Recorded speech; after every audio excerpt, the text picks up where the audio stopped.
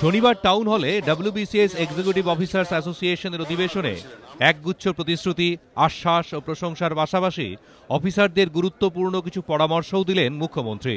বললেন, ডব্লিউবিসিএস অফিসারদের জন্য ইংরেজি বলতে পারাটা খুবই জরুরি। ডব্লিউবিসিএস অফিসারেরা যাতে ইংরেজি বলায় দক্ষ হতে পারেন তার জন্য আগামী জুন-জুলাই মাস থেকেই বিশেষ কোর্সও চালু করা হবে। কিছু না, অনেক বই পাওয়া যায় ছোট ছোট। শুনুন, আমাদের যে স্প্যানিশ ইংলিশ বলতে হবে তার তো কোনো মানে নেই। আমি তো বলি না, পারি না। যেটুকু বলার, ল্যাঙ্গুয়েজটা কমিউনিকেট করা, এটা প্রয়োজন আছে। এবং আমি অমিতদাকেও রিকোয়েস্ট করবো যে ওদের সকলে 7 দিন করে একটা কোর্স করিয়ে দিন। After panchayat election, before panchayat election দেখে নাও, 7 দিন করে একটা কোর্স। এবং এটা দরকার হলে একদম স্টেট ব্রিটিশ ওই ভদ্রলোককে ধরুন, ব্রিটিশ কাউন্সিলকে ধরুন।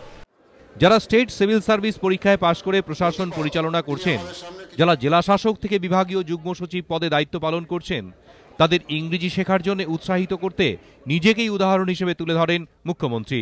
বলেন, কিভাবে ইংরেজি বলতে শিখেছেন তিনি নিজে।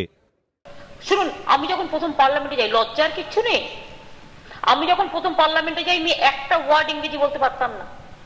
যদিও আমি ঘষে ঘষে এমএ পাস করেছি, বিএড করেছি, এলএলবি করেছি, তা সত্ত্বেও, কারণ আমরা পড়িনি তো।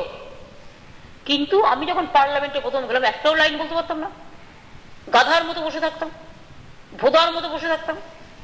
ওরা চনপনে ইংলিশ করছে, কারণ তো কেরিয়ারটা তৈরি করে এসছে। আর আমরা তো স্টুডেন্ট রাজনীতি করতে করতে ঢুকে গেছি। ইংরেজি শেখার পাশাপাশি শরীরকে সুস্থ রাখতে এদিন খেলাধুলো করতেও তাদের পরামর্শ দেন মুখ্যমন্ত্রী। নিজে সুস্থ থাকতে নিয়ম করে হাঁটেন তিনি।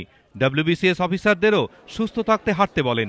পরামর্শ দেন ভালো গান শুনে মনকে তাজা রাখতে। দীপক ঘোষ, এবিপি আনন্দ, কলকাতা।